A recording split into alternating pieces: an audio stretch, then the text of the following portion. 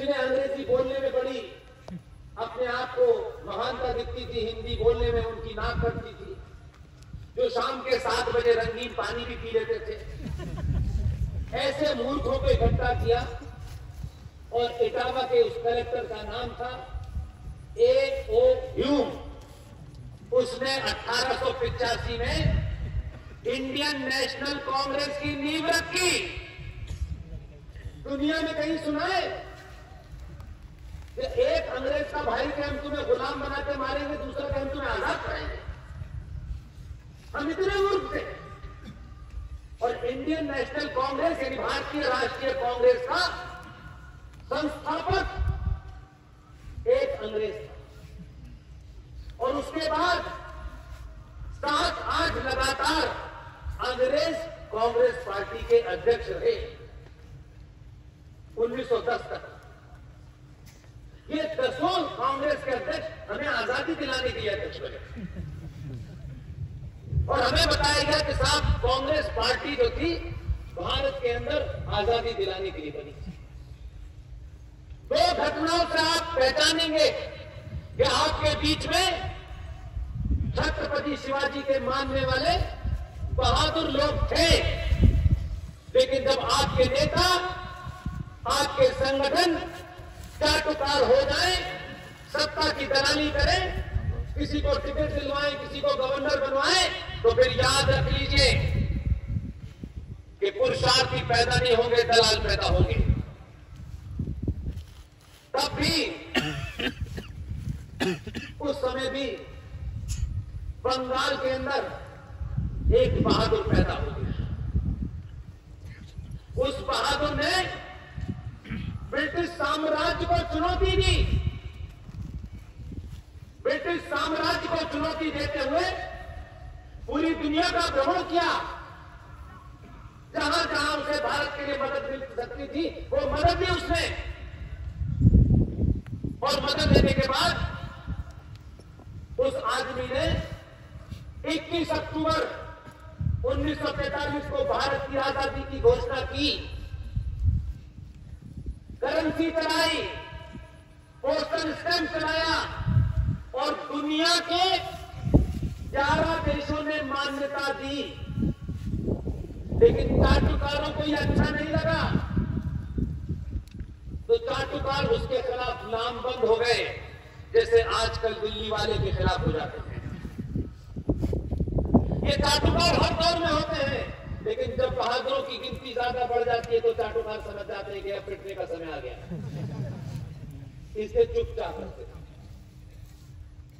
उन लोगों ने सुभाष चंद्र बोस को किस तरीके से एक झूठा खेल बना करके कहा कि उनकी तो मौत हो गई, एक जहाज की दुर्घटना में मौत हो गई और पूरी कहानी गढ़ दी।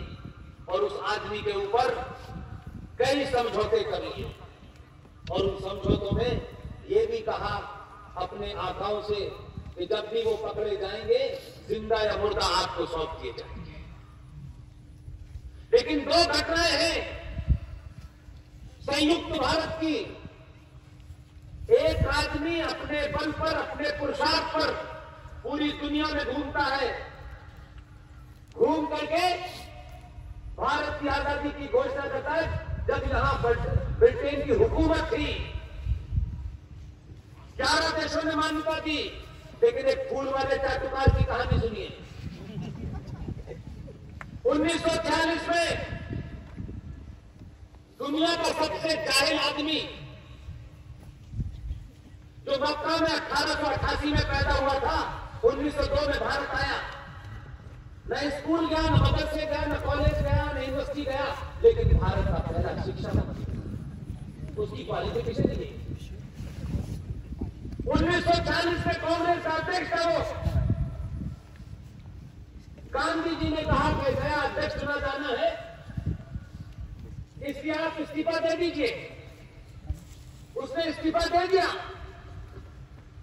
और देश की 15 प्रांतीय असेंबलियों से गुप्त मतदान के तहत यह कहा गया कि आप अपने प्रांत से एक वोट भेजें कि कांग्रेस पार्टी का अध्यक्ष कौन होगा।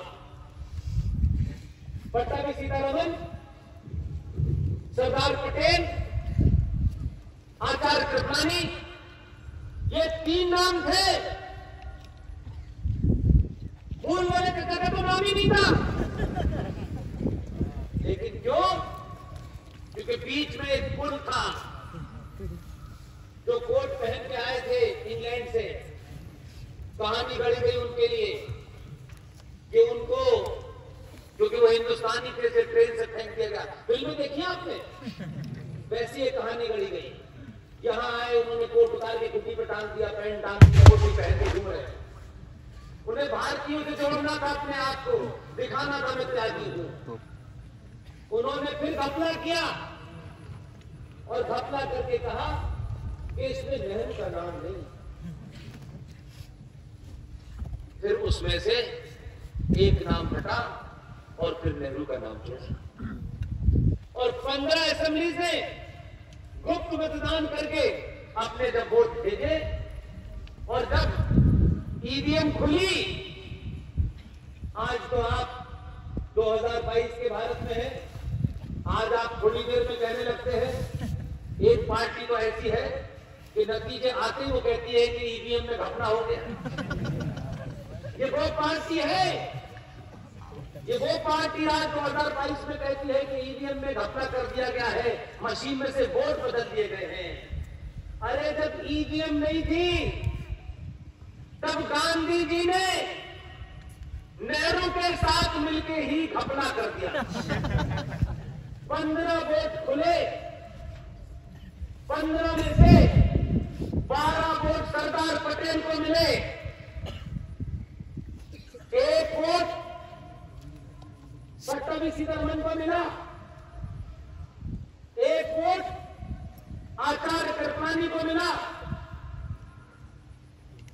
और 1 वोट किसे मिला पता। लेकिन इतना सच था, नेहरू को 1 भी वोट नहीं मिला था। आप दुर्भाग्य देखिए, विडंबना देखिए, हमने ऐसे ऐसे झूठे मक्कारों को इस देश में महान, महात्मा, विजनरी, दूरदृष्टि, ऐसे ऐसे हमने उनको बड़े बड़े सर्टिफिकेट। आपको ताज्जुब होगा, जिनका चरित्र होता है, जिनको अपने आंख बल पे विश्वास होता है, वो दलालों के सामने झुकते नहीं। इस घपले में, इस पूरे घोटाले में अगर कोई सबसे बड़ा दोषी है तो मोहनदास करमचंद गांधी। तथ्यों पे कह रहा हूं ये बात। ये पूरी घटना, उस पेटी को खोलना, उस पेटी में से वोटों का निकलना, उस पूरी प्रक्रिया में सीधे हाथ पे गांधी, उल्टे हाथ पे पटेल, सामने नेहरू, ये ऐसे ही व्यवस्था में बैठे हुए थे। उस पूरी व्यवस्था का वर्णन किसी तीसरे पत्रकार ने नहीं किया, किसी चौथे आदमी ने कहानी सुन के नहीं किया।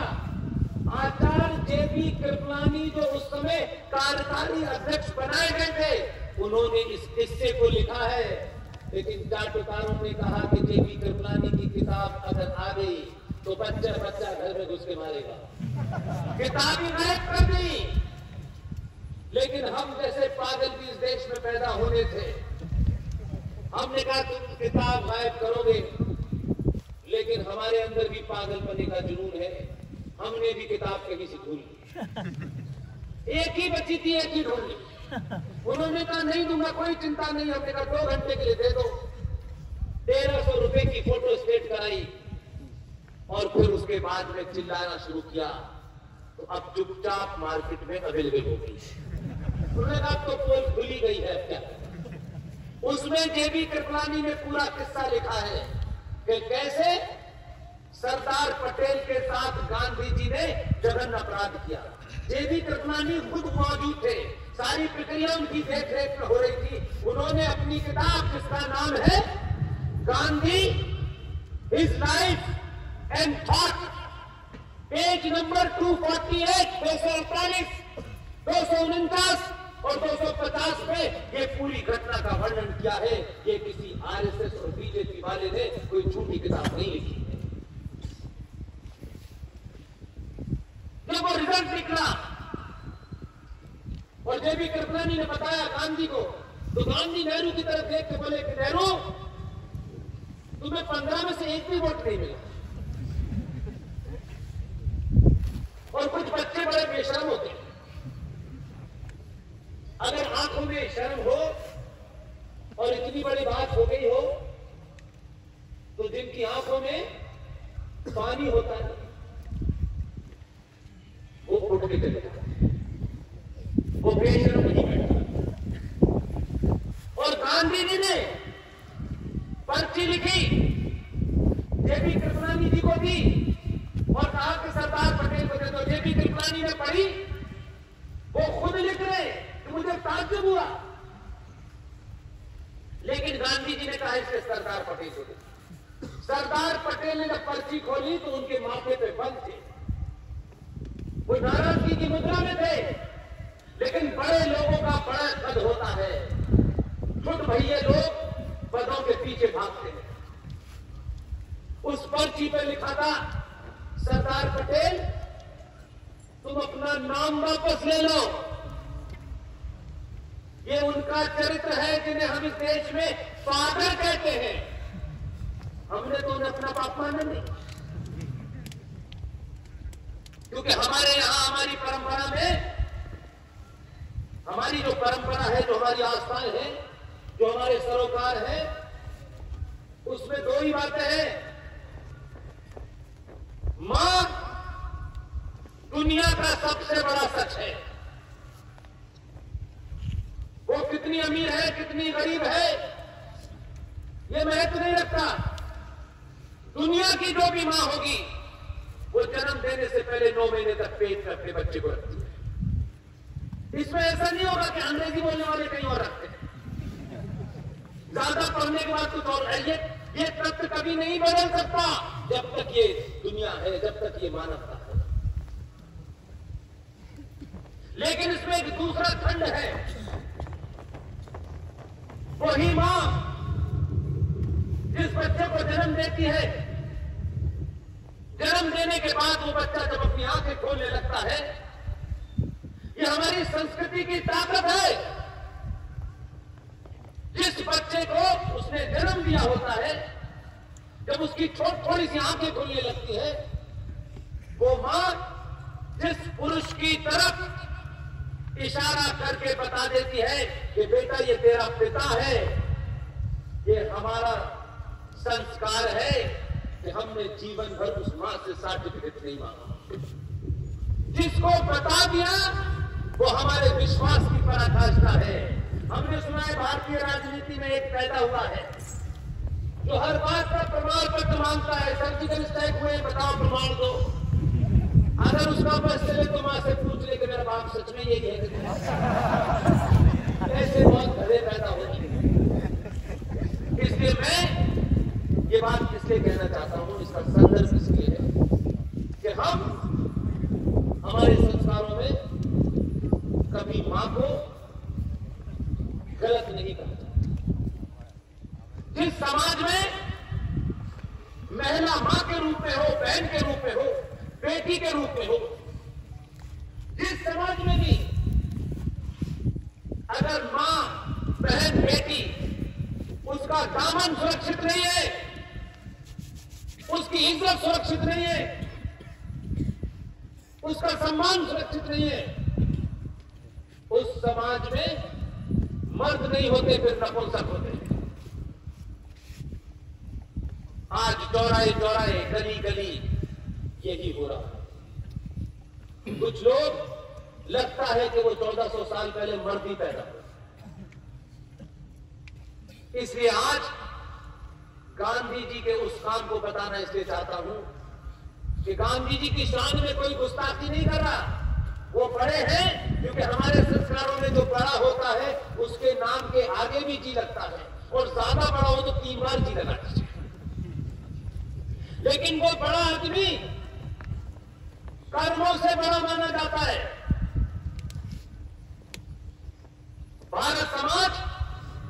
कभी जाति प्रधान नहीं रहा, कर्म प्रधान रहा है। इसलिए उम्र का हमारे यहाँ बड़ा सम्मान होता है, वो चपरासी ही क्यों ना हो। इसलिए गांधी जी उम्र में बड़े हैं, इसके बार बार जी लगा रहा हूं। लेकिन अगर उन्होंने कोई अपराध किया है, उस अपराध के कारण भारत में करोड़ों लोगों की जानें गई, लाखों लोग मारे गए, आज उस व्यवस्था और उस गलत निर्णयों के कारण ये देश हर दिन ये राष्ट्र मर रहा, हर दिन इस राष्ट्र को समाप्त करने वाली ताकतें मिलती। इसलिए गांधी जी पे चर्चा जरूर होनी चाहिए, तत्व में होनी चाहिए। गांधी जी ने सरदार पटेल को दूसरी पर्ची भेजी और ये कहा कि आप सरदार से कहिए इस्तीफा दे। बड़े लोग वो कद से और पद से बड़े नहीं होते हैं, अपने कर्म से बड़े होते हैं। समय की चुनौतियों का सामना करते हुए अपने निजी स्वार्थों को पीछे रखते हैं। ऐसे लोगों को शायद हमारे देश में बुला दिया गया था। मुझे खुशी है कि 2014 में जिसे भेजा, उसने गुजरात के उस आदमी की मूर्ति जिसके बारे में ये कहा गया, देगी हमें आजादी बिना खड़ा बिना ताल, इन्होंने ऐसा चरखा चलाया कि उसकी हवा में सारे देश।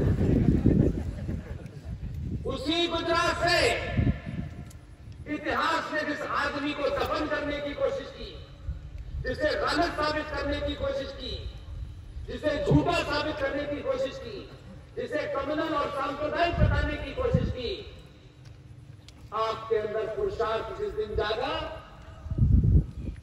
आपने अपने हीरो को चुना। उसी हीरो ने भारत में क्या दुनिया में सबसे बड़ी मूर्ति गुजरात में सरदार पटेल की लगाई। इसलिए इस बदलाव को समझे। मैं बार बार बीच बीच में इसलिए क्लैरिफाई कर देता हूं, मेरा किसी राजनीतिक दल से कोई संबंध नहीं। जो भी कुछ मैं कहता हूं उसके पीछे एक ही मंशा है कि अगर 700 साल के बाद कोई भी हमें मिला है सत्ता में, अगर वो इतना सा भी राष्ट्र के लिए कर रहा है तो हमें तालियां बजा करके, चिल्ला चिल्ला करके, उसकी तारीफ करके, उसकी ताकत को इतना मजबूत करो कि वो जब पीछे मुड़ के देखे तो उसको पता चले कि मेरे पीछे 95 करोड़ सनातनी खड़े हैं। और जब उसको ये भरोसा हो जाएगा तो वो अहमद भाई के लिए वोट नहीं मांगेगा। उसको लगेगा मेरे 90 करोड़ मेरे पास है, फिर 22 करोड़ को भेजो कहीं और। क्या आपने भरोसा दिलाया नहीं 70 सालों में? इसलिए आपके नेता ने इस देश की राजनीति जैसी शुरू होती थी, जैसी चुनाव आता था, यहां मुसलमान इतने परसेंट हैं, यहां दलित इतने परसेंट हैं, यहां यादव है या ठाकुर है या बनिया है या पिछड़ा है, यहां सब कोई होता था। लेकिन भारतीय राजनीति के केंद्र में कभी सनातनी हिंदू नहीं आया। चर्चाओं में कभी सनातनी हिंदू पैदा ही नहीं हुआ। आपने अपना हीरो बदला। आपने कहा जैसा भी है हमारा है, इसको जिस भाषा में जवाब देना चाहिए था इसने 2002 में वही दिया। और यही इनकी असली दवा है। इसलिए जिताया आपने, जैसे ही जिताया लोगों को समझ में आ गया कि सनातनी हिंदू जो पिछले 70 सालों से गलती कर रहा था कि ये मेरा यादव है, ये मेरा ठाकुर है, ये मेरा बनिया है, इसको इतने वोट दे दो, उसको इतने वोट दे दो। जैसे ही 2014 आया, भारत के 90 करोड़ सनातनियों ने कहा कि पहली बार हम सनातनी होकर वोट देंगे। और जब आप सनातनी हुए तो सत्ता पे सनातनी बैठा, और जब सत्ता पे सनातनी बैठा तो व्यवस्था को पता चल गया। इसलिए सुप्रीम कोर्ट के जज साहब सुबह शाम पानी पी के कह रहे थे मैं 40 दिन में अयोध्या का फैसला देने वाला, मैं 40 दिन में देने वाला हूं। तो जज साहब आपसे कहा किसने है, आप तो 150 साल से मानने को तैयार है, लेकिन मैं 40 दिन में देने वाला हूं। क्योंकि उनको पता था कि ये 90 करोड़ जाते साल में किसी सनातनी हिंदू ने किसी मत के मानने वाले की गर्दन से तलवार नहीं रखी कि हमारा मत मानो, हम कन्वर्ट करो, हिंदू हो सनातनी हो।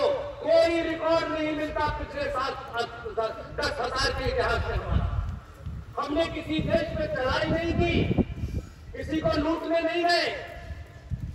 हमारी सभ्यता में युद्ध हुए धर्मियों अधर्मियों के खिलाफ में, और उसमें भी युद्ध में सूरज डूबने के बाद इस तरफ की फौजों के लोग उस तरफ जाते थे। अगर उनके यहाँ कोई दवाई की कमी होती थी तो अपने यहां से दवाई देते। ये नियम और मापदंड थे हमारे, हम उनमें से नहीं थे। दोस्ती का हाथ बढ़ाया, हाथ मिलाया, बटन दबाया कि आपने बमसी उड़ा दिया, आप पेट में बदमान दिलाए थे, आपने सोतों को मारा, विश्वासघात किया। इसलिए आपकी धरती पुण्य धरती है। छत्रपति शिवाजी महाराज को जब जब याद करता हूं, आज के संदर्भ में एक ही बात कहता हूं, छत्रपति शिवाजी महाराज एक इस्लामिक जिहादी अफजल खान से जब मिलने गए तो उनको पता था कि इनकी क्या सोच है। अपना इंतजाम करके गए, इससे पहले कि वो जिहादी अपने जहाज का खुलासा करता, उससे पहले उन्होंने उसे नष्ट कर दिया। ये कहानी भारत के किसी कॉलेज और स्कूल में नहीं पढ़ाई जाती।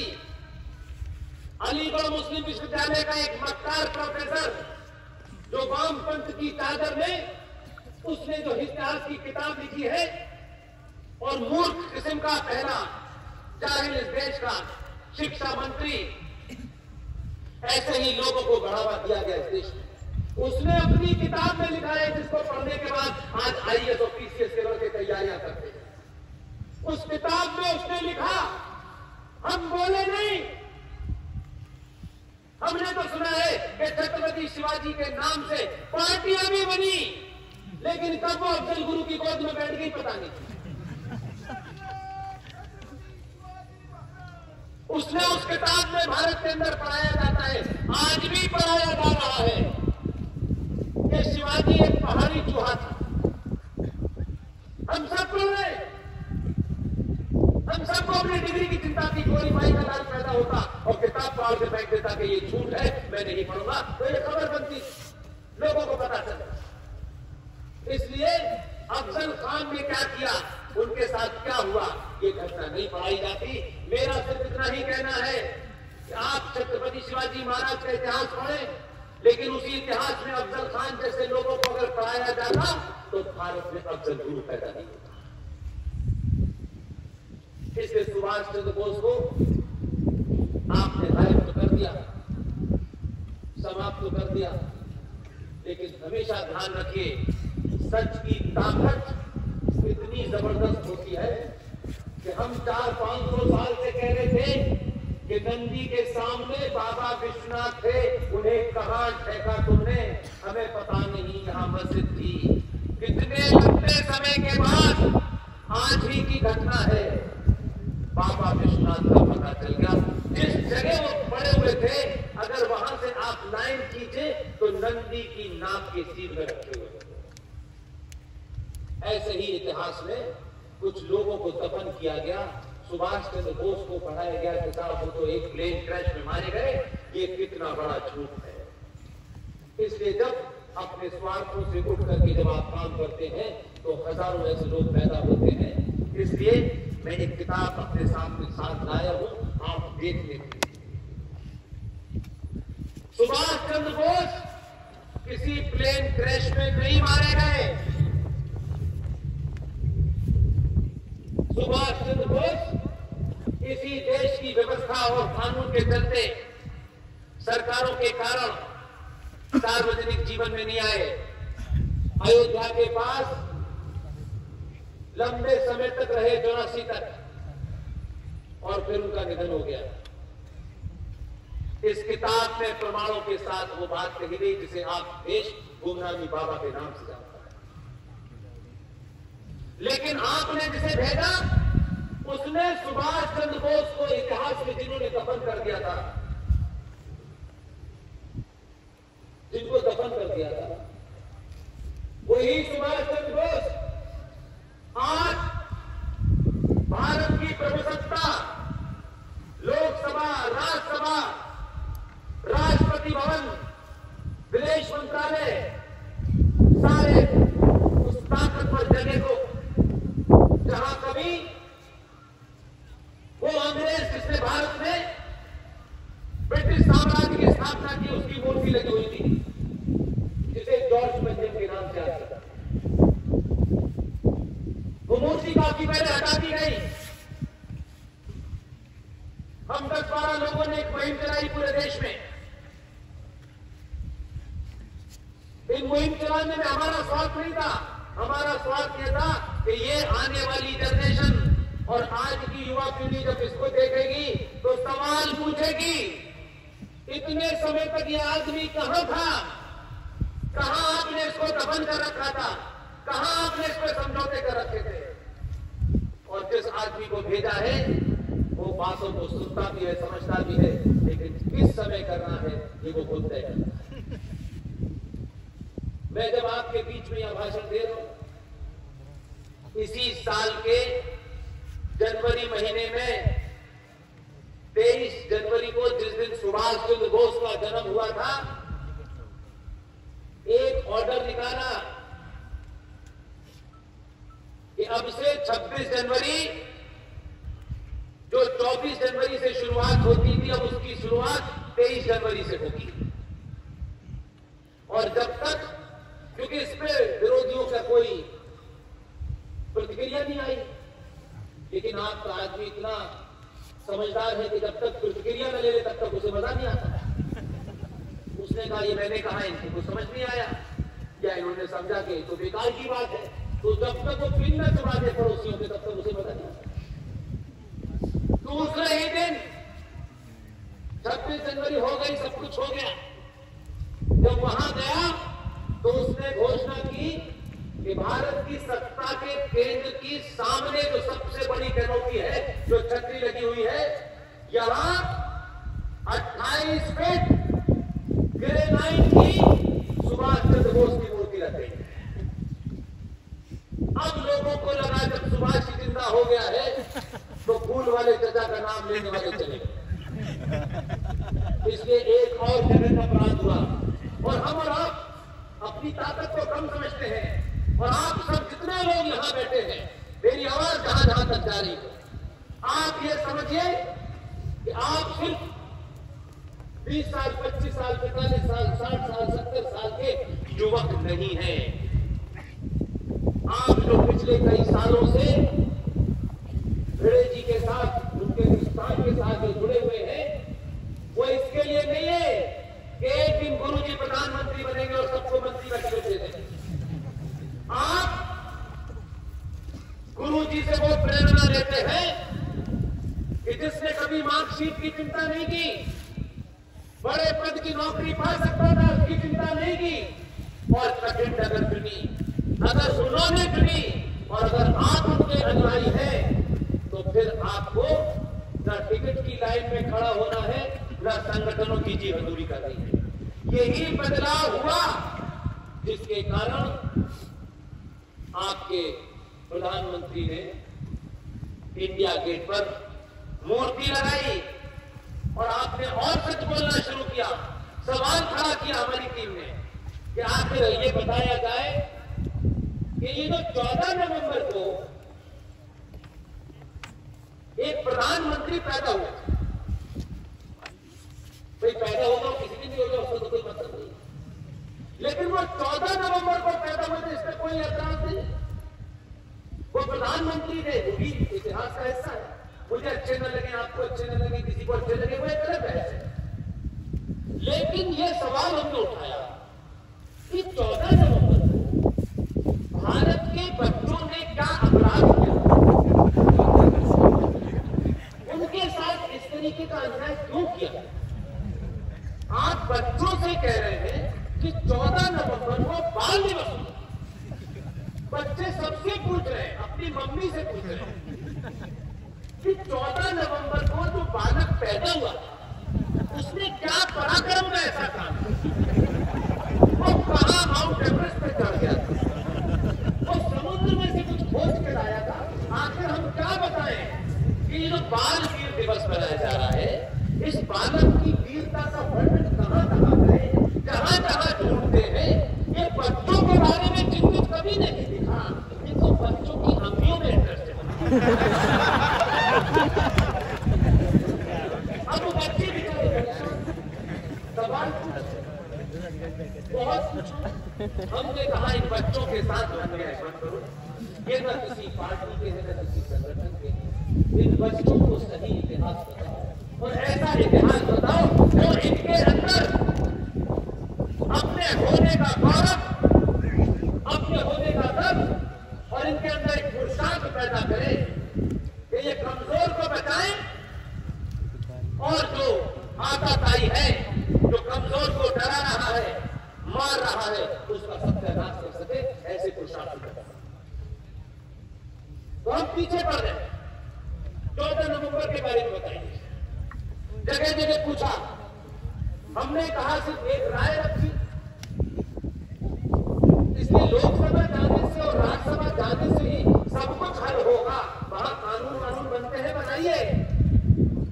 राष्ट्र बनाना है तो सत्ता से दूर नहीं है। इसलिए सभी लोगों ने ये सवाल उठाया कि भाई ये 14 नवंबर से बच्चों के और भारत के पुरुषार्थी बच्चों को जिनमें ये बोध है, उनको कोई ऐसा दिन चुन के दे जिस दिन की जब वो उस दिन के बारे में पूछे कि इसका इतिहास क्या है, ये क्यों पढ़ाया जा रहा है, तो उनके अंदर गर्व हो अपने पूर्वजों का। उन्हें ऐसा लगे कि हम इन पूर्वजों की संतान हैं, तो हम किससे डर रहे हैं? जिन्होंने आक्रांताओं के सामने तलवार के जोर पे शलवार पहन ली, तो हमें डरा रहे। हम तब नहीं डरे तो आज डरेंगे। ये इतिहास जब ही बताया जा सकता था जब आप गुरु गोविंद सिंह के उन 4 पुत्रों का जिक्र करते। गुरु गोविंद सिंह के 4 पुत्र थे। 2 पुत्र चमकौर के युद्ध में इस्लामिक जिहादी मुगलों के धोखे से मारे गए और 2 पुत्र, एक साहबजादा फतेह सिंह, दूसरा साहबजादा जोरावर सिंह। एक की उम्र 6 साल, दूसरे की उम्र 9 साल। एक इस्लामिक जिहादी आक्रांता ने यह आदेश दिया कि गुरु गोविंद सिंह के दोनों बच्चों को इनका मजहब बदलो और इन्हें इस्लाम स्वीकार करो। दोनों बच्चे वहीं खड़े हुए थे और उनसे तलवार के सामने कहा कि अगर तुम इस्लाम कबूल कर लोगे तो तुम्हारी जान बख्श दी जाएगी।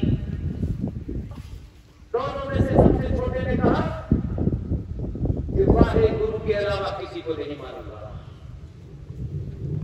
उन दोनों को दीवार में जिंदा चिनवा दिया गया।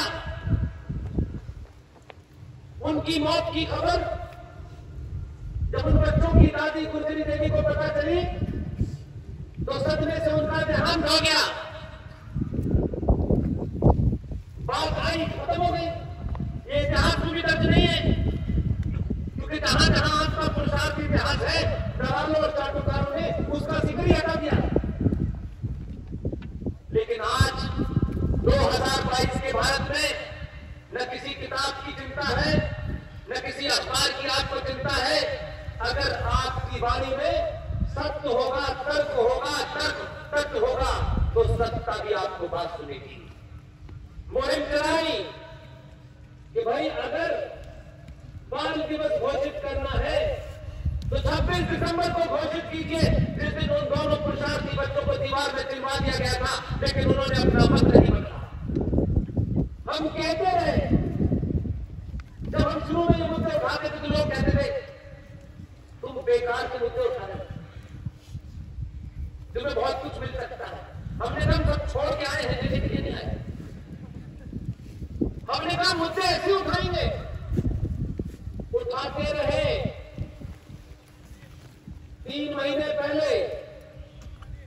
लोकसभा के सीट्स में बैठने वाले आदमी के कान तक की आवाज गई होगी। मैं ये नहीं मानता कि उनको ये घटना नहीं पता होगी, उनको तो ज्यादा पता होगी, क्योंकि ठोक पीट के भेजा है आपसे। उस आदमी ने 3 महीने पहले, अभी गुरु तेग बहादुर का जो पर्व था, उसमें ये घोषणा की कि अब से भारत में वीर बाल दिवस 26 दिसंबर को मनाया जाएगा। ये बच्चे जब पूछेंगे कि 26 दिसंबर को कौन सी ऐसी बात थी, तो फूल वाले चचा के किस्से की जगह लोग बताएंगे कि कैसे एक इस्लामिक आजादाई के सामने गुरु गोविंद सिंह के बच्चों ने अपने मत को, अपनी आस्थाओं को, अपनी परंपराओं को, अपनी धरोहर के साथ कॉम्प्रोमाइज नहीं किया। जान गंवानी उन्होंने ज्यादा, छोटी चीज समझी, ना कि अपना वेद, ना कि अपना धर्म, ना कि अपनी आस्था। आज मैंने सुना है कि यूरोप से भूखे नंगे लुटेरे जो भारत आए थे, यहां से चोरी करके सामान लेके गए, जिन्होंने अपने देश में भुखमरी के लिए बंगाल में एक कृत्रिम किस्म का एक आर्टिफिशियल सूखे की घोषणा की कि बंगाल में बहुत बड़ा सूखा पड़ा है, वो नहीं था। ये भूखे नंगे जो आए थे, जिन्हें कपड़े पहनने की तमीज नहीं थी, ये यहां से इन्होंने हजारों टन गेहूं भेजा ताकि वहां भूखे नंगे अंग्रेज खा सके। और एक आर्टिफिशियल आपने ये घोषणा कर दी कि भारत में सूखा पड़ गई, जिसके कारण गेहूं नहीं हुआ। ऐसे तमाम सारे लोगों को भी बहुत सारी बातें नहीं पता थी। आज सुभाष भी आए, 26 दिसंबर भी आया, कांग्रेस के बारे में भी आप पूछ रहे हैं, औरों के बारे में भी पूछिए, मैंने ये नहीं कहा, लेकिन उस वक्त वही एक ऐसे थे जिनके बारे में कहा गया कि उन्होंने ही सब कुछ किया गया है। ये बात अलग है कि आज के भारत में आपको कोई मूर्ख नहीं बना सकता, और आपको तो कम से कम बिल्कुल नहीं बना सकता, क्योंकि आप छत्रपति महाराज शिवाजी की धरती है, उनके वंशज है, और आप खुशनसीब हैं, आप भाग्यशाली हैं कि आपका गुरु, जिसे कोई भी पद और कोई भी पुरस्कार मिल सकता है, वो कभी पुरस्कारों के लिए नाम नहीं देता। नंगे पैर इस देश में एक वैचारिक क्रांति खड़ा कर देता है। मैं कहता हूं, बनना है तो गुरुजी बनिए, और हर प्रदेश में ऐसे ही सैनिक खड़े करिए, तब सनातन बचेगा। सरकारों का काम नहीं है मंदिरों को बचाना।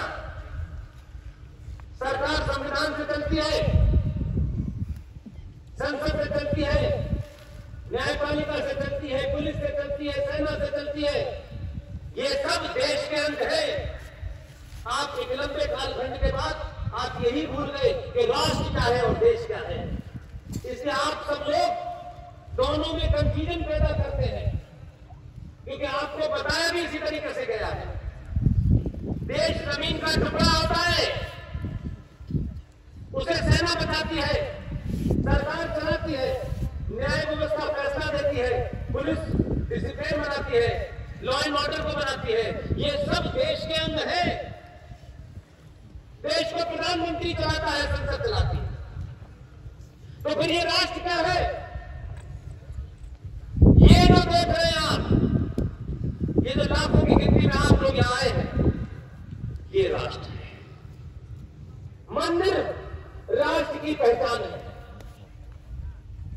ये गंगा मां, ये सरस्वती नदी, ये जमुना मां, ये नदियां, ये पहाड़, ये आस्थाएं, ये परंपराएं, ये सरोकार राष्ट्र के हैं, और राष्ट्र को बचाने की जिम्मेदारी एक एक भारतीय सनातनी है। इसलिए अभी तो कानून बना करके कुछ लोगों ने ये खेल कर दिया था पार्लियामेंट में कि हमारे 40,000 ऐसे मंदिर, अगर आप उनको मंदिर कहना भी थोड़ी देर के लिए छोड़ दें, कि जो उसका आर्किटेक्चर ऐसा है कि जब दुनिया में लोग मकान नाम की चीज नहीं जानते थे। ऐसे ऐसे पुरातत्व महत्व के वो मंदिरों को संसद में एक कानून पास करके नरसिम्हा राव की हुकूमत ने 1991 में एक कानून बना दिया, जिसे अंग्रेजी में कहते हैं प्लेसेस ऑफ वर्शिप एक्ट 1991। उसके तहत ये कहा गया कि ये जो 40,000 मंदिर है, जिसमें तमाम ऐसे मंदिर हैं कि आप चले जाएंगे तो आपको लगेगा कि हमारे पूर्वज आज भी जिंदा खड़े हैं और हमारा इंतजार करते हैं। बेलगांव से मात्र 100 किलोमीटर दूरी पर जहां भगवान राम ने शबरी से बेर खाए थे, उस शबरी मां जिस जगह थी वो मंदिर जर्जर हालत में खड़ा हुआ है, हमें पता है। हम जानना नहीं चाहते, हम चाहते हर काम सरकार करे। सरकार देश चलाएगी, आप नहीं चलाएंगे तो चाटुकार लोग आपके बीच में से खड़े होकर के बिक जाएंगे। आप अपने आदर्श पैदा कीजिए, अपने लोगों को बीच में से निकालिए और डिग्री की चिंता मत कीजिए। दुनिया में जितने भी राष्ट्र हैं, जिन जिन देशों ने मार्कशीट की चिंता की, जिन परिवारों ने मार्कशीट की चिंता की, जिस व्यक्ति ने अपनी मार्कशीट मेरी अच्छी हो जाए, 100 में से 100 नंबर आ जाए, मेरी मार्कशीट इतनी मजबूत हो कि मैं पास होते ही मुझे अमेरिका में 5 लाख की नौकरी मिल जाए, ध्यान रखिएगा, जिस दिन भी ऐसा कोई आदमी मिल जाए तो मुझे जरूर बताइएगा।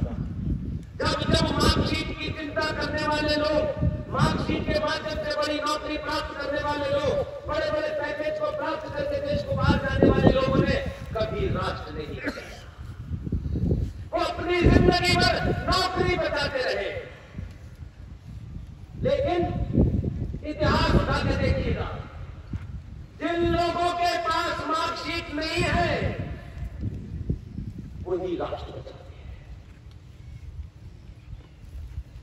दिल्ली में जो बैठा है उसके पास तो मार्कशीट का कोई सिलसिला ही नहीं, वो शुरू से कहते इसकी जरूरत ही नहीं है, पूरी दुनिया घूम रही है।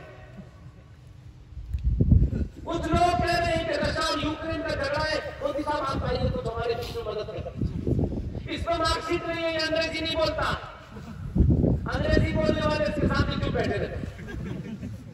अपने होने पे जिस दिन भी आपको गर्व होगा कि अगर आप टोपी लगाते हैं लगाइए, आप गेरुआ मासा बांधते हैं बांधिए, आप सड़क पे रुक करके किसी को पैर छूते हैं छूइए, क्योंकि ये आपकी पहचान है, आपकी परंपरा है, आपके सरोकार है।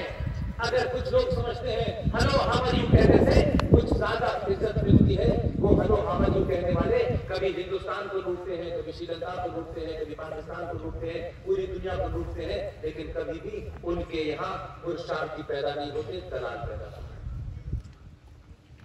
आप अपने होने पे गर्व करें, जो भी आप करते हैं, आप गरीब हैं अमीर हैं, ये अमीर गरीब क्या होता है भाई? कपड़े तो आपने भी पहने हैं, किसी को धोखा दे करके तो नहीं पहने, रिश्वत के कपड़े तो नहीं पहने, किसी की हत्या करके तो नहीं पहने। आप अपनी मां को मां कहते हैं, इसमें शर्म किस बात की है? जिनको अपनी मां के होने पे शर्म होती है उसमें से एक प्रधानमंत्री है। उन्होंने अपनी किताब में लिखा है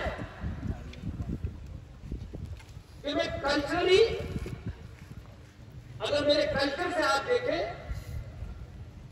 तो मैं अंग्रेज हूं, मेरे खान पान से देखें तो मैं मुसलमान हूं, और बाई एक्सीडेंट में हिंदू। ये देश का पहला प्रधानमंत्री इतना इंफिनिटी कॉम्प्लेक्स का शिकार था क्योंकि अंग्रेजों के साथ उठने बैठने से ज्यादा अंग्रेजी आ गई थी, इसलिए उन्हें अपने होने में शर्म थी। अपनी मां का नाम नहीं बताया उसने, ये कहते हैं मैं भाई एक्सीडेंट हिंदू हूं। मैं कहीं सबसे पूछता हूं एक्सीडेंट हुआ था तो ये तो बताओ तो ये तो बताओ, हम भी जानते, हमारे बच्चों से बताएं कि एक्सीडेंट में पैदा हुआ। तो बात यह है कि आप जब अपने आप शर्माते हैं, यार मैं बड़ी जगह जा रहा हूं, मेरे पास कार नहीं है, मेरे पास रुपया पैसा नहीं है, ये बात मैंने कभी नहीं सोची, मेरे इसमें कभी आई नहीं है बात। कितनी पैंट, कितनी शर्ट, कितने दूसरे लोग क्या कहेंगे नहीं कहेंगे, पिछले 25 साल नौकरी की, आज तक हमारे पास अपनी स्कूटर है। इस स्कूटर से, कारों से, मकानों से कमजोर लोग अपनी इज्जत बनाते हैं, जिनके अंदर यहां सब कुछ साफ होता है और दुनिया को चुनौती देने के लिए, दुनिया के सामने ब्लैक को ब्लैक, व्हाइट को व्हाइट कहने की हिम्मत जिनमें होती है, वो कभी किसी की चिंता नहीं करते कि उनके पास कितने कपड़े हैं, कितनी गाड़ियां हैं, कितना पैसा है। पैसे वालों की इस देश में कभी मूर्ति नहीं लगी। इस देश में त्यागी की पूजा हुई, जिसने त्याग किया उसको हमने भगवान तक मान लिया। इसके जाति के नाम पर जिन अंग्रेजों ने पहला सेंसस कराया था, वो जाति के नाम पे अंग्रेजों ने कराया था। फिर उन अंग्रेजों के दलाल इस देश की सत्ता पे आए, उन्होंने कहा ये तो बड़ा अच्छा मामला है, और वो इतना लंबा चला कि हमको मालूम है कि 15 साल पहले बिहार में ये कहा गया कि ये दलित है, ये वाला महादलित, यानी इसके पास चड्डी है और इसके पास कोई चड्डी। मतलब हमने दलित में भी एक परिभाषा, ये पिछड़ा है, ये महापिछड़ा है। ये हमने किया क्योंकि हमने सत्ता उनसे दलाली में ली थी।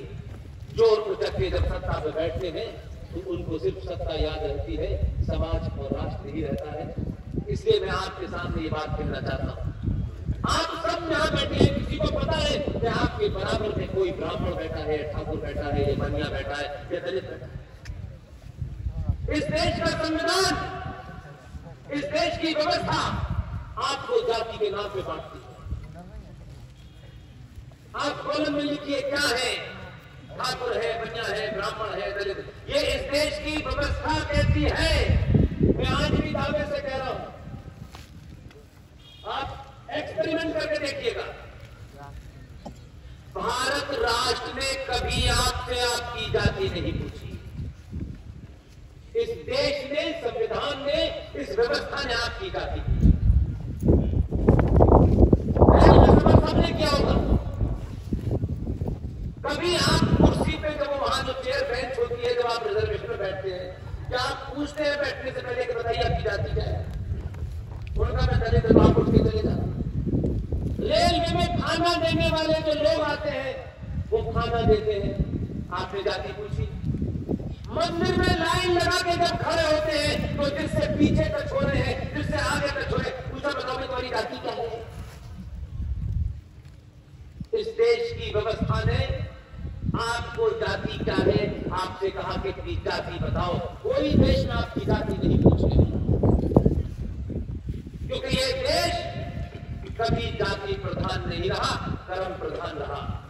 और उसकी एक ही मिसाल दे सकता हूं, ब्राह्मणों के बारे में बहुत बात। हमारे दौर में बहुत सारे सीरियल आए, उनके माध्यम से ही चलो हमको कुछ पता तो चला। दो ब्राह्मण,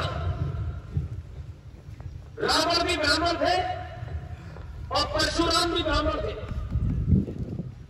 रावण से कोई काम गलत हुआ, कोई गलत कृत्य हो गया उनसे, लेकिन ज्ञानी आदमी थे, बहुत बुद्धि बुद्धिमान आदमी थे, लेकिन काम गलत हो गया।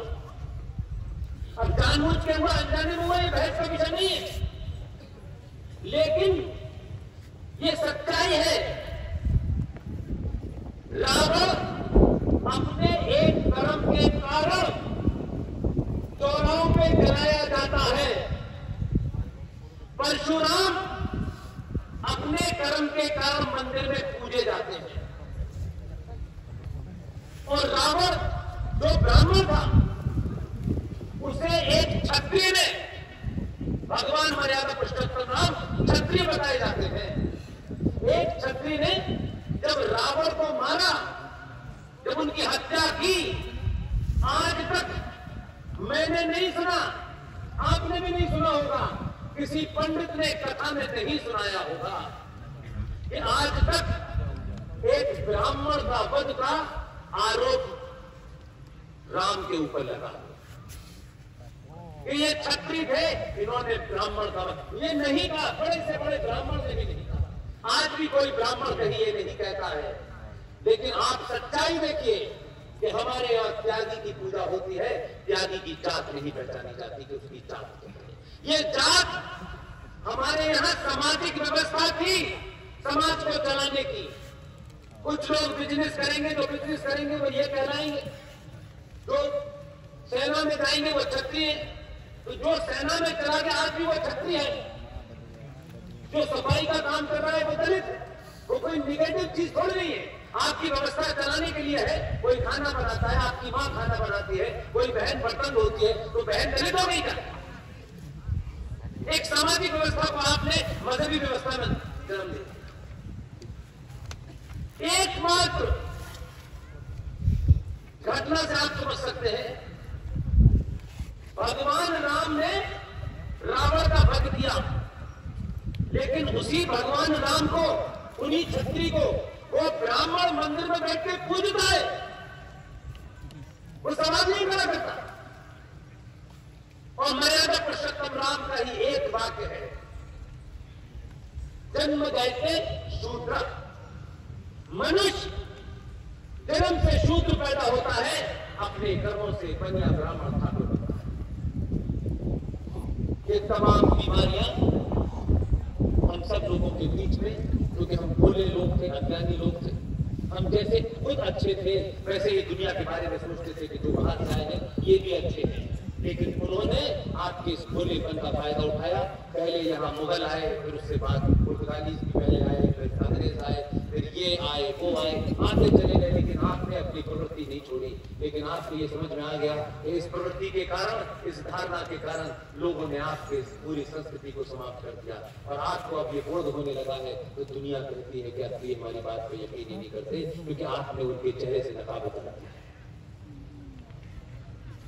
इसलिए आज सबसे बड़ी जरूरत है, समय की पुकार है कि आप सब जितने लोग यहां बैठे हैं, मैं ये बात वैसे सार्वजनिक मंचों से बोलता नहीं हूं, लेकिन मुझे इसलिए कहनी पड़ रही है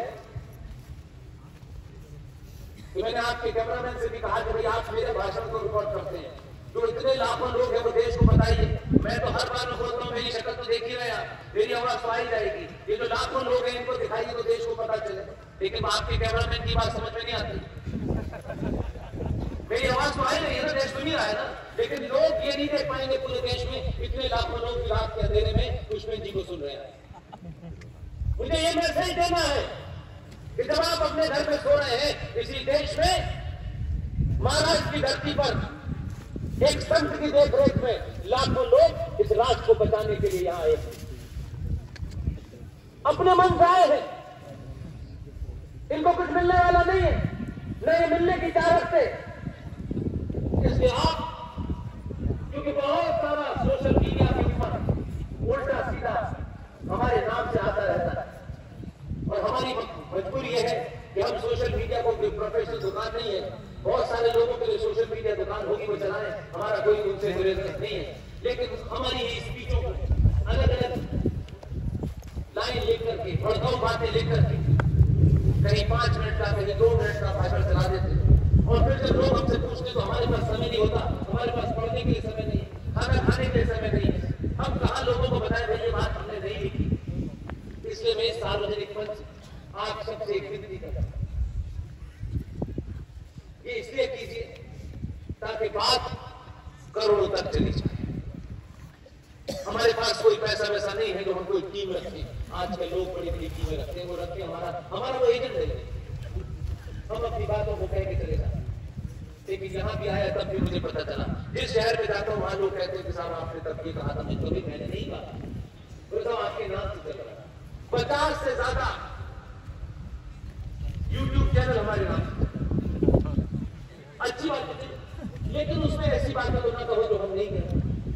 हमने ये माध्यम चुना है ताकि आपके पास किसी एक घटना, किसी एक चीज पर आपका पूरे तरीके से पर्सपेक्टिव क्लियर हो जाए, ताकि आपको सही तथ्यों की जानकारी हो जाए, और उस जानकारी हो जाने के बाद आपके अंदर कुंठा का बोध बाहर हो जाए, इन्फिनिटी कॉम्प्लेक्स निकल जाए, ऐसा से कंपनी निकल जाए, और आंखों में आंखें डालकर पूरे तथ्यों पे आप जब बोले तो लाखों की सभा भी हो, कोई आपको चैलेंज न कर पाए। यही मेरा मतलब है।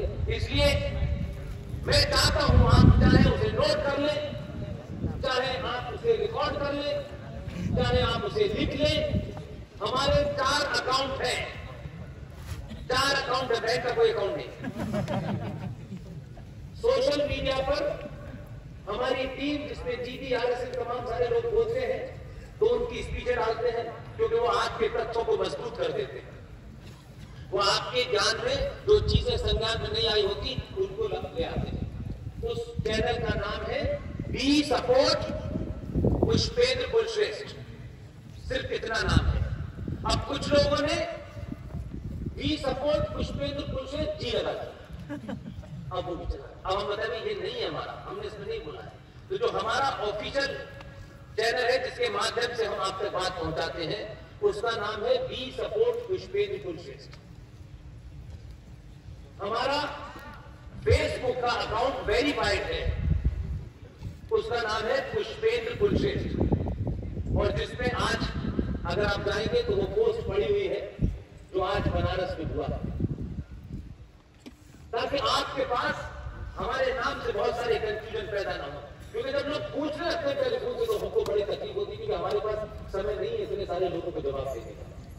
हमारा ट्विटर अकाउंट है पुष्पेंद्र AMU।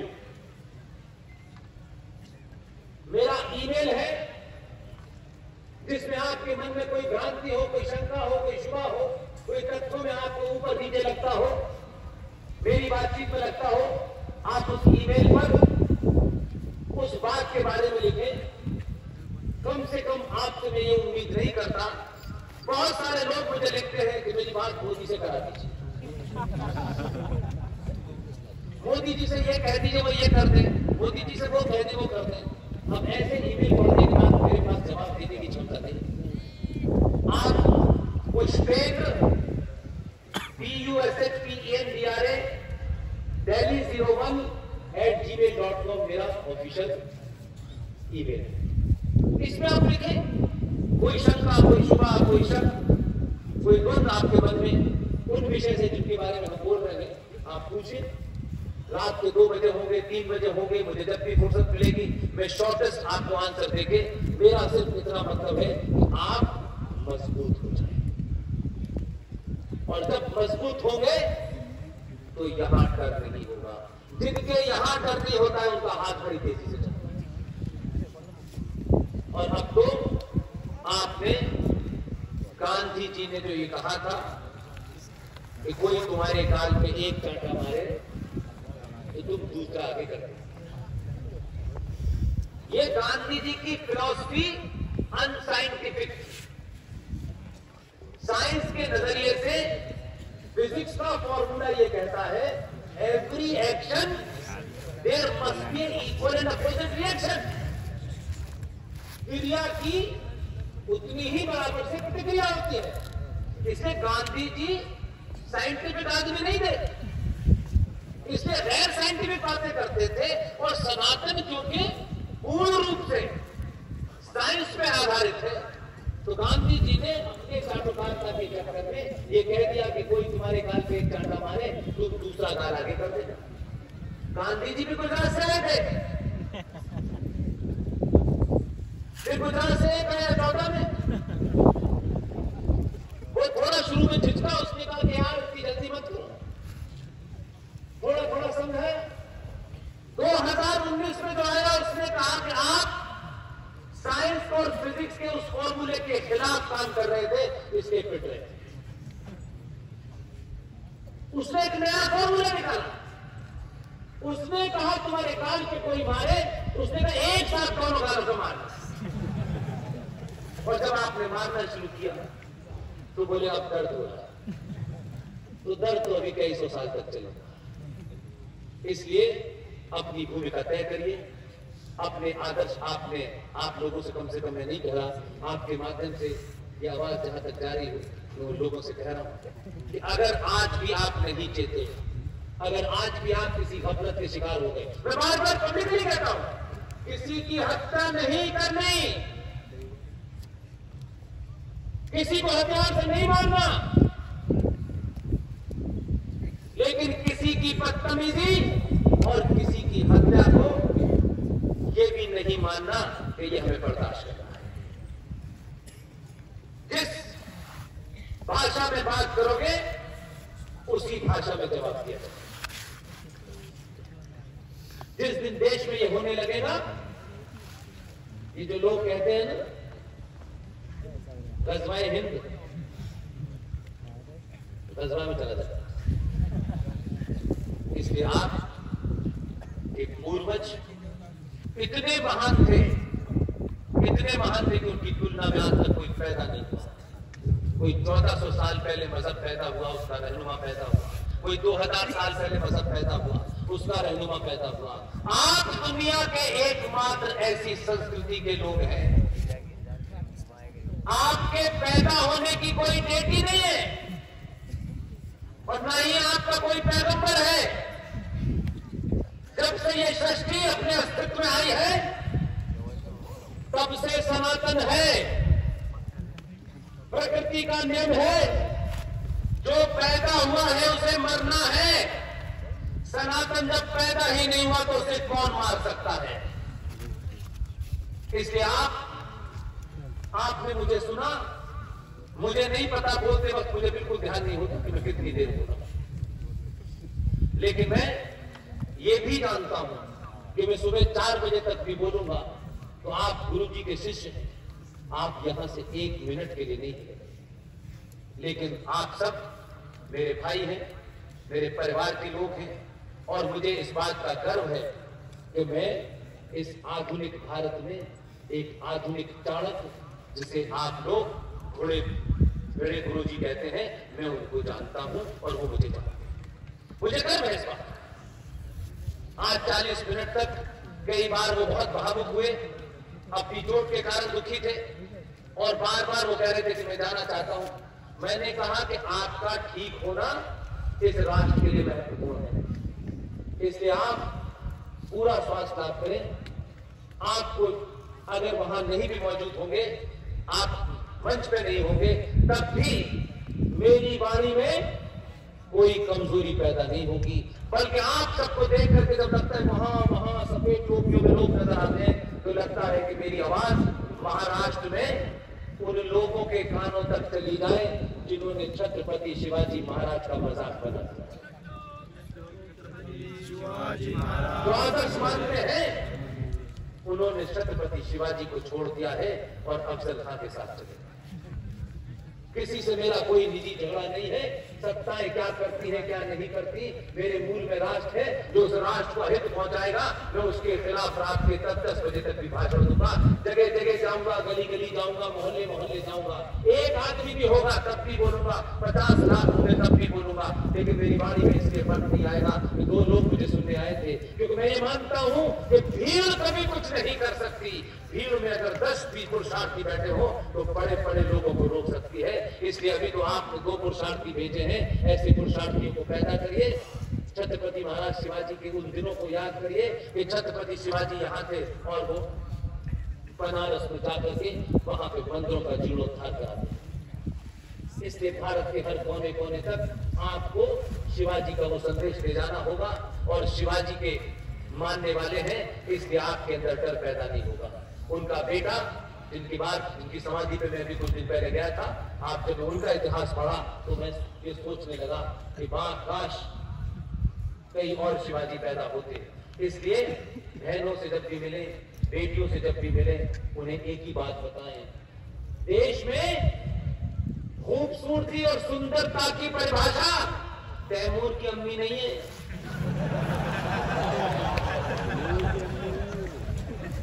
अगर खूबसूरती और सुंदरता की कोई परिभाषा है तो जीजाबाई है, जो छत्रपति शिवाजी पैदा करती है।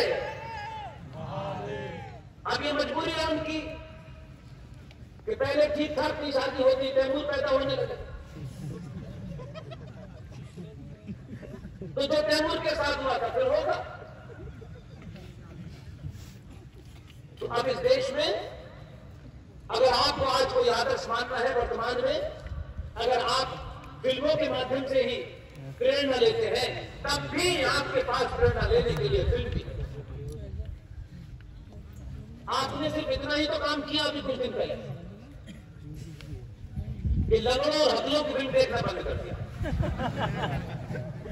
कुछ नहीं किया।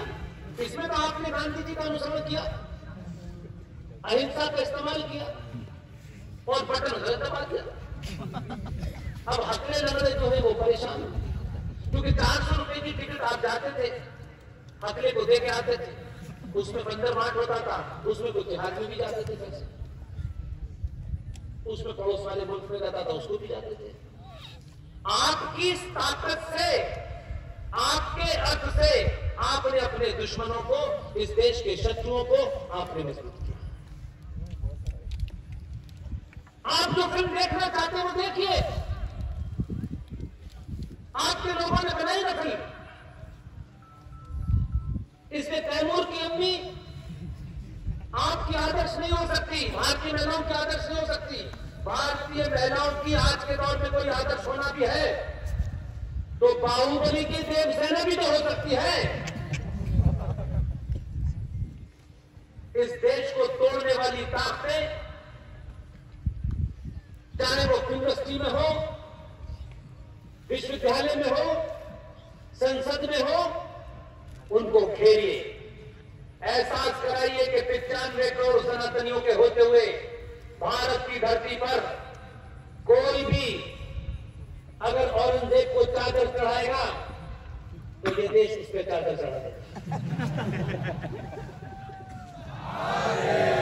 जब तक नंदी के सामने जिस कचरे को हटना है, जिसकी तैयारी हो गई है, तथ्यों और तर्कों पे हुई है, आपसे विनती है जहां मिले जय श्री राम की बातचीत न करें, क्योंकि जय श्री राम को आपने उनके घर में स्थापित कर दिया।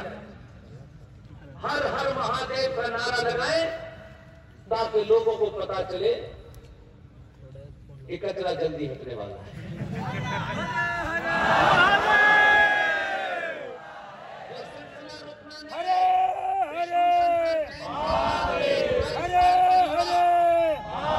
जिसने यूपीएससी का अपना कैरियर छोड़ दिया, 22 साल के युवा ने लो किया, वो भी बहुत अच्छे संपन्न परिवार का बच्चा था। हमारे मित्र हैं उनके पिताजी, जिस संस्था में काम करते हैं उनका सार्वजनिक नाम नहीं लिया जा सकता। उस परिवार के एक लड़के ने 22-23 साल की उम्र में सब छोड़ दिया और कहा कि मैं विष्णु शंकर और हरि शंकर जैन जैसे इस देश में वकालत करने वाले लोग जो अपनी आस्था और परंपराओं के लिए लड़ाई लड़ते हैं, मैं इस मिशन में शामिल होऊंगा। उस बच्चे ने मथुरा वृंदावन के अंदर भगवान कृष्ण के मंदिर को तोड़ करके उस जमीन पर जो ईदगाह बनाया है उसको कोर्ट में चैलेंज किया है, सुप्रीम कोर्ट में तथ्यों के साथ किया है। ये कचरा हट जाए, क्योंकि लोग हमारे पास कम है, पैसा नहीं है हमारे पास। कचरा जिस दिन हट जाएगा हम मथुरा भी लेके दिखाएंगे। इसलिए यहां से जब घर जाएं तो बड़े गुरु जी के लिए प्रार्थना करें, स्वास्थ्य की उनकी चिंता करें। उन्होंने आपको एक नई रोशनी दिखाई है। अगर 90 के आसपास की उम्र का आदमी नंगे पैर चल के सत्ताओं को ये मैसेज देता हो कि आप अपना काम करें, और सत्ता के शीर्ष पर बैठने वाले लोग उस नंगे फकीर को ये जानती हो कि एक पसली का आदमी है, कुछ दलाल राजनीतिक लोग, कुछ सत्ताएं उसको किसी छोड़ने वाला नहीं है, वो फकीर रुकने वाला नहीं है, लेकिन उस फकीर की ताकत देखिए कि देश का प्रधानमंत्री उससे आशीर्वाद देने आता है। कोई तो वजह होगी कि गुरु जी के पैर छूने आए, गुरु जी से डायरेक्शन लेके गए, गुरु जी की वो बात मानी कि 15 अगस्त पे जब भाषण दे तो बुलेट प्रूफ से नहीं देना है और सर के ऊपर केसरिया बांधना है। ऐसे लोगों के संपर्क में है वो। आपको तो ऐसा संत मिला हुआ है, कहीं जाना नहीं है, मुझे जरूर आपके बीच आना पड़ता है। इसलिए ऐसे लोगों ने जो आपको पाठ पढ़ाया है उस पाठ पे अटक रहिए, किसी से डरिए मत। दुनिया आपको नहीं डरा सकती, आपको भी किसी को डराने की जरूरत नहीं है। बहुत से लोग बार बार बीच बीच में कहते हैं भारत को हिंदू राष्ट्र बनाना है। मैंने आगरा में भी यह बात कही, भारत को हिंदू राष्ट्र बनाने की क्या जरूरत है, मुझे ये बताइए।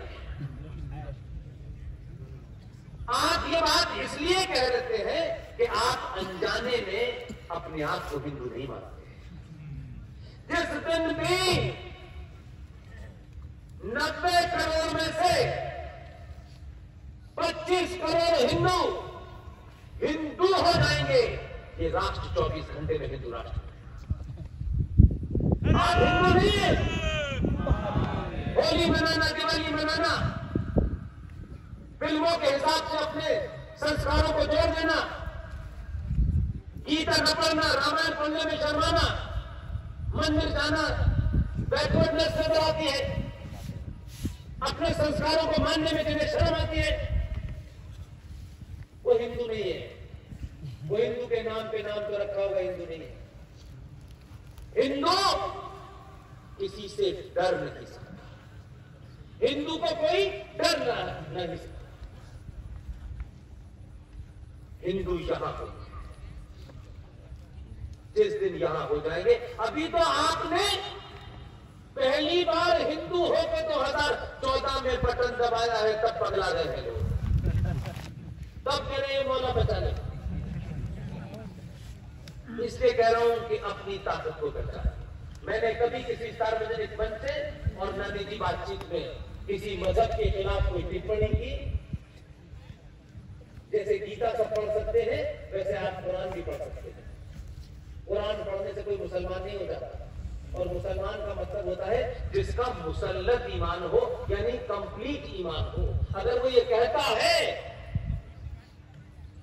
ये जो कायनात है, ये जो ब्रह्मांड है, इसमें हवा भी अल्लाह की मर्जी से चलती है, पानी भी अल्लाह की मर्जी से बरसता है, तुम और मैं यहाँ बैठे हैं ये भी अल्लाह की मर्जी से है। तो हमने कहा तुम्हारा यकीन का मानो, हमने कब नहीं किया भाई। तुम तो कह रहे हो कि सब कुछ अल्लाह की मर्जी से होता है, तो अल्लाह की मर्जी से तो पैदा में आया, तो उसी की मर्जी से भेजा। लेकिन 14 के बाद कहते नहीं, यहां से यकीन कमजोर पड़ गया। हम तब भी मानते थे, आज भी मानते भाई, अल्लाह ही भेज रहा है।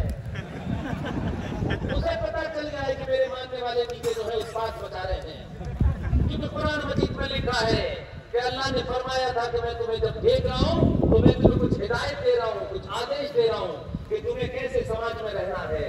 अगर इस बात से तुम दो चार हुए, मेरे बताए रास्ते से तुम हटे, तुम्हें धरती पे ऐसे लोग भेजूंगा तो तुम्हें रास्ते पे ले आएंगे। अब उन्होंने ये नहीं बताया था कि 2014 से भेजूंगा। 14 वाले ने बहुत समझाया, सबका साथ सबका विकास। बोले अच्छा हमें बेवकूफ बना रहा है। अच्छा ठीक है भाई, मत मानो। अल्लाह ने लगा के एक शरीफ को भेजा, ये सुनने को तैयार नहीं। अल्लाह भी तो तुम्हें देख रहा है, अल्लाह हमें भी देख रहा है, हम तो पढ़े कर भाई। लेकिन अल्लाह ने कहा इस आदमी को भेजा मैंने, ये कम तुम भी सुन नहीं रहे। तब उसने कहा कि अच्छा फिर 19 में दूसरा वहां भी थोड़ा कुछ गड़बड़ की। तो सबसे ज्यादा गड़बड़ उत्तर प्रदेश में है, इसको ये सिलसिला अल्लाह ने भेजा, हमने नहीं भेजा। अल्लाह ने आपके दिमाग में डाला कि ये रास्ते से भटक गए हैं, ये सनातनी थे। ये बात अलग है कि इन्होंने डर के मारे शलवार पहन ली है, और जब आपकी सत्ता आई और देश में सनातन का पैरा बढ़ा, तब आपको पता है क्या हो रहा है। फारूक अब्दुल्ला ने फाइलें खोली, सर्टिफिकेट निकाल लिया, बोला 1722 में मेरे पूर्वज कौन ब्राह्मण थे। वो मर गया मोहम्मद इकबाल, जिसने सारे जहां से अच्छा एक गाना लिख के चला गया है, जो पाकिस्तान का सबसे बड़ा शायर था, जिसकी लाहौर में मजार है। उसको उनको भी अपने पूर्वज का पता चल गया था कि वो शत्रु ब्राह्मण थे। अभी हाल में अच्छा खासा भगवान दास उसका नाम भगवान दास, उसे अभी पता चला है कुछ दिन पहले कश्मीर में। अच्छे खासे भगवान दास ने अपना नाम रख दिया गुलाम मोहम्मद। अब तुमने गुलाम नबी आजाद रख लिया नाम, तो तुम ये बताओ कि तुम नबी से आजाद हो? किससे आजाद हो? और नबी के गुलाम हो? तुम्हें भारत से आजाद हो। उन्होंने भी कहा हम क्या बताएं, हमको ऐसा था वैसा था, हमारी भी पूर्वज गुलाम हो। आप हिंदू होना शुरू हो जाइए, अपना समय इस फालतू काम में बर्बाद मत कीजिए कि हमें किसी की घर वापसी करनी है। ये नकली माल हम नहीं लेते, जिसको आना है आए, जिसको ना आना है चला जाए। किसी के जाने से सनातन समाप्त नहीं होगा और किसी के आने से सनातन मजबूत नहीं होगा। इसलिए आप जिस दिन 24 कैरेट के हिंदू हो जाएंगे, आप में से लालच मिट जाएगा। जिस दिन लालच मिट जाएगा, कायर तो समाप्त हो जाएगी और लोग कहेंगे कि ये सच के अलावा कुछ नहीं सुनता है, इसे किसी तरीके से नहीं खरीदा जा सकता है। जितने गए हैं रोज अर्जी देंगे कि पहले हमारा नाम था भगवान दास, हम हो गए गुलाम नबी। पहले हमारा नाम था ओम प्रकाश, अब हम हो गए नूरे इलाही। ये सब वापस आएंगे। इनको वापस लाने में समय बर्बाद मत करिए, क्योंकि जब आप इन्हें वापस आएंगे तो कहेंगे आप हमें क्या देंगे? कुछ देंगे वेंगे नहीं। तुम्हें आना है आओ, औकात में रहो, तुमको सर पे नहीं बिठाएंगे। तुम पहले ही अपवित्र हो चुके हो। तुम्हें ज्यादा कुछ करना है, मंदिर के बाहर कार सेवा करो 10 साल तक, तब तुम अंदर आओ। बहुत बहुत धन्यवाद, थैंक यू वेरी मच।